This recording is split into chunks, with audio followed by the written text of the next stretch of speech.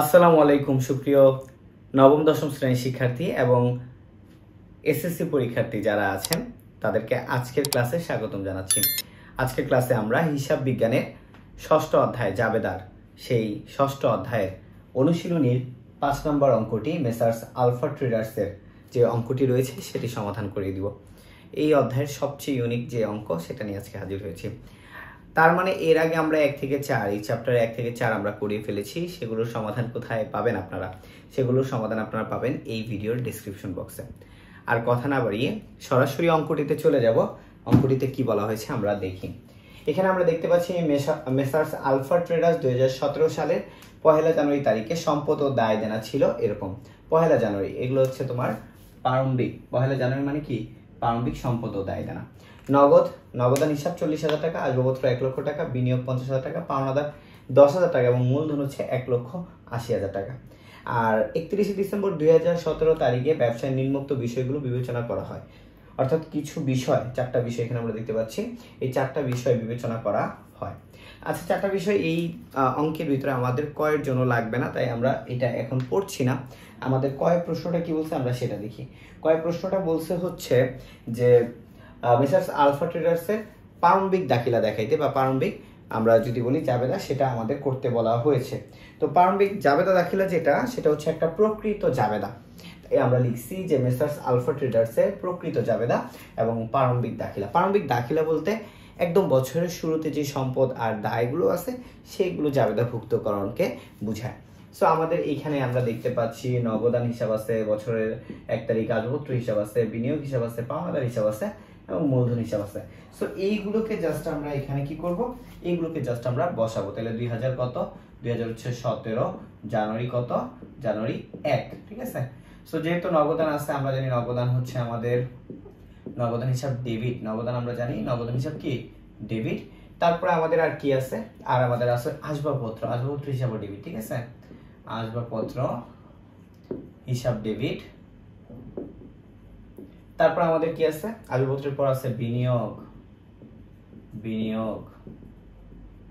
বিনিয়োগ হিসাবও ডেবিট হয়, ঠিক আছে। বিনিয়োগ হিসাবও ডেবিট হয়। তারপর আমাদের আছে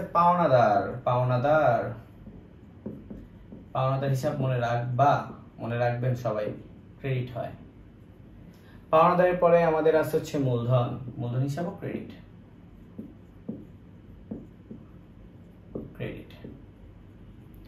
সো আমরা এখানে পেয়ে যাচ্ছি নগদান হিসাব 40,000 টাকা, এখানে আমরা পেয়ে যাচ্ছি আসবাবপত্র 1 লক্ষ টাকা, এখানে আমরা পেয়ে যাচ্ছি বিনিয়োগ 50,000 টাকা, এখানে আমরা পেয়ে যাচ্ছি পাওনাদার 10,000 টাকা এবং আমাদের এখানে মূলধন হচ্ছে 1,80,000 টাকা।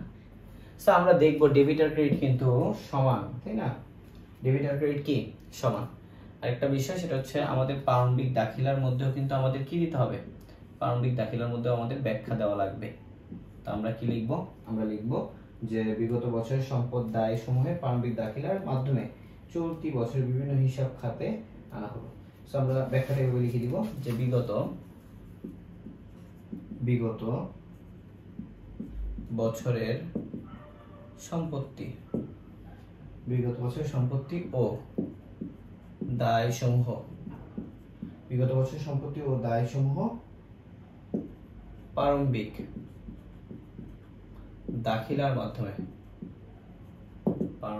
প্রারম্ভিক দাখিলার মাধ্যমে চলতি বছরের বিভিন্ন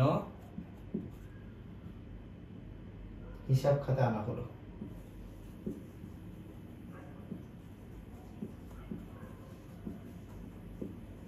ইজি একদম।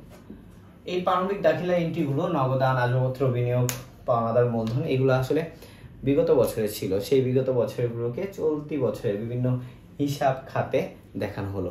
সো এইটাই ছিল আমাদের মূলত কয়ের সমাধান। এইভাবে দিবা তোমরা, অবশ্যই তোমাদেরকে স্যাররা 2 দিবে। সো আমাদের কয়ের সমাধানটা কেমন লাগলো কমেন্ট করে জানাবা। খ নম্বর প্রশ্নে বলা হয়েছে যে মেসার্স আলফা ট্রেডার্সের সমন্বয় দাখিলা বা সমন্বয় জাবেদা করতে বলা হয়েছে। এই যে সমন্বয় জাবেদার কথা বলা হয়েছে, এই সমন্বয় জাবেদাগুলো আসলে কোথা থেকে করব? এই যে এখানে বলছে 31শে ডিসেম্বর 2017 তারিখে ব্যবসায় নিম্নোক্ত বিষয়গুলো বিবেচনা করা হলো। এই যে একটা, দুইটা, তিনটা, চারটা লেনদেনের কথা বলা হয়েছে। এই চারটা লেনদেন হচ্ছে আমার 31শে ডিসেম্বর 2017 তারিখে ব্যবসায় বিবেচনা করা হয়েছে। অর্থাৎ আমার পুরো বছর যা হয়েছে তারপরে এই জিনিসগুলো আমার অবশিষ্ট ছিল, যেগুলোকে এখন আমার কি করতে হবে, এগুলোকে আমাকে এখন ইনক্লুড করতে হবে। অর্থাৎ এইগুলো আমাকে এখন আমার দাখিলায় দেখাতে হবে। সো এখান থেকে আমরা চলে যাব প্রথমটায়, মোট প্রদত্ত বেতন 1,20,000 টাকা, যার মধ্যে 20,000 টাকা অগ্রিম প্রদান করা হয়েছে। 20,000 টাকা যদি অগ্রিম প্রদান করে, তাহলে সবসময় মনে রাখবা অগ্রিম টাকাটা দিছ, অগ্রিম বেতন তোমার একটা সম্পদ, তাই অগ্রিম বেতন হিসাব ডেবিট। আর এখানে তারিখ, বিবরণ, খতিয়ান পৃষ্ঠা, ডেবিট আর ক্রেডিট টাকা যেমন ছিল তেমনই সাধারণ জাবেদার মতো ছক। তাহলে তুমি কি লিখবা? অগ্রিম বেতন হিসাব ডেবিট। আর যেহেতু তোমার এখানে বেতন আসলে একটা খরচ, সেটা কমে গেছে অগ্রিম বেতন দেওয়ার কারণে, তাই তুমি লিখবা বেতন হিসাব ক্রেডিট 20,000 টাকা। তাহলে 1 নাম্বারটা আশা করি হয়ে গেছে। তারপর আমরা 2 নাম্বার, ভাড়া প্রদান করা হয়েছে 50,000 টাকা, যার মধ্যে 10,000 টাকা বকেয়া আছে। এই অগ্রিম, বকেয়া এগুলাকে আমার সমন্বয় করতে হবে। সো বকেয়া আছে মানে কি, ভাড়া বকেয়ার একটা জাবেদা কিন্তু এই অধ্যায়ে তোমরা শিখছো যখন আগে পেজগুলোতে পড়ছো। তো ভাড়া হিসাব ডেবিট, যেহেতু বকেয়া রয়ে গেছে তার মানে ভাড়াটা আমার বৃদ্ধি পেয়ে আছে, তাই ভাড়া হিসাব ডেবিট। আর বকেয়া ভাড়া হচ্ছে আমার একটা দায় বৃদ্ধি পেয়েছে, তাইলে বকেয়া ভাড়া হিসাব ক্রেডিট। সহজ জিনিস। তাহলে আমাদের 2 নাম্বারটা হয়ে গেল। 3 নাম্বার, বিনিয়োগে প্রাপ্য সুদের পরিমাণ 5,000 টাকা। বিনিয়োগে প্রাপ্য সুদ মানে কি, যেই সুদের টাকা এখনো আমি পাই নাই সেই সুদ। সো বিনিয়োগের প্রাপ্য সুদ, মনে রাখবা বিনিয়োগের যে সুদটা আছে, প্রাপ্য সুদটা, সেটা আমার জন্য সম্পদ, সেটা বৃদ্ধি পেয়েছে, তাই আমরা লিখবো বিনিয়োগের প্রাপ্য সুদ হিসাব ডেবিট। আর সবগুলো তারিখে আমরা ডিসেম্বর 31 দিব, কারণ প্রতিটা লেনদেনে কিন্তু ডিসেম্বর 31-এর। যদি এই টপিকটা একটু তোমাদের ইন্টারমিডিয়েটের জন্য, তারপরেও এখানে এসএসসিতে ইনক্লুড করা হয়েছে সমন্বয় দাখিলেই, মানে দেখা গেছে একটা অঙ্কের মধ্যে, বাকি এত অঙ্কের ভিতরে এই সমন্বয় দাখিলা নেই।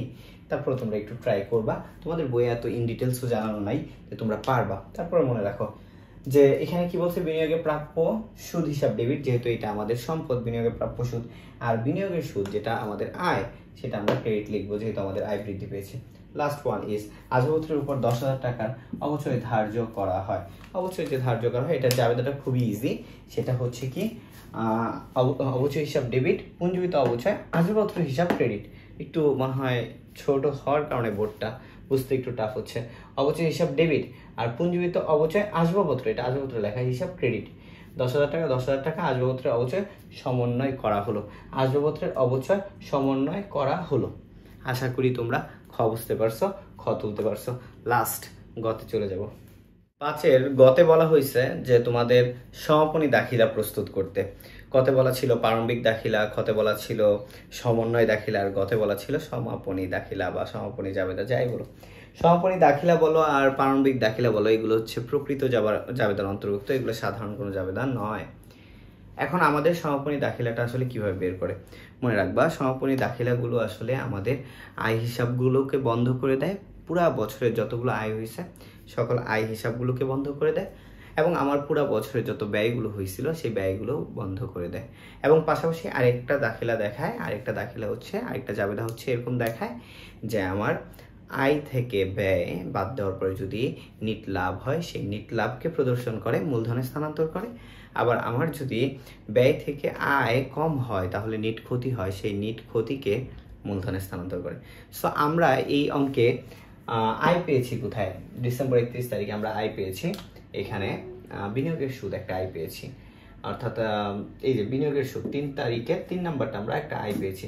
সো এই আয়টা আমরা লিখবো বিনিয়োগের সুদ হিসাব ডেবিট। আর আয় বিবরণী, এই বিনিয়োগের সুদ আয়টাকে আমরা আয় বিবরণীতে স্থানান্তর করতেছি, আয় বিবরণী মাস্ট লাগবেই। অর্থাৎ তুমি এই যে আয়গুলা কোথায় লিপিবদ্ধ করবা বছর শেষে, আয় বিবরণীতে, তাই আমরা আয় বিবরণী লিখছি। তাহলে বিনিয়োগের সুদ হিসাব ডেবিট, আয় বিবরণী হিসাব ক্রেডিট। 5,000 সকল আয় সমূহ হিসাব বন্ধ করা হলো, আয় সমূহের হিসাব বন্ধ করা হলো। সো নর্মাল একটা জিনিস, সকল মানে যে আয় আছে আয় সমূহের হিসাব বন্ধ করা হলো। এবার খেয়াল করো, আমরা যে ব্যয়গুলো পাইছি এই অঙ্কে, বেতন হিসাব, ভাড়া হিসাব, অবচয় হিসাব, 3টা। সো এই ব্যয়গুলোর হিসাব আমি বন্ধ করে দিব। আয় বিবরণী ডেবিট, বেতন হিসাব ডেবিট, আয় বিবরণী ডেবিট, বেতন হিসাব ক্রেডিট, ভাড়া হিসাব ক্রেডিট, অবচয় হিসাব ক্রেডিট। এখানে একটা মজার বিষয় আমি তোমাদেরকে বলি যে ব্যয়গুলা কিভাবে বন্ধ করে। আর আয়গুলো কিভাবে বন্ধ করে। তোমার আগে আয়গুলো ছিল ক্রেডিট, তুমি আয়গুলোকে ট্রান্সফার করবা ডেবিটে, তাইলেই তোমার আয় বিবরণীর মাধ্যমে আয়গুলো বন্ধ হয়ে যাবে। আবার তোমার ব্যয়গুলো ছিল ডেবিট, ব্যয়গুলোকে ট্রান্সফার করবা ক্রেডিটে, আর আয় বিবরণীকে ডেবিটে করবা, তাইলেই তোমার সকল ব্যয়গুলো বন্ধ হয়ে যাবে। এখন একটা জিনিস খেয়াল করো, ব্যয় হচ্ছে 1,70,000 টাকা আর আয় হচ্ছে 5,000 টাকা।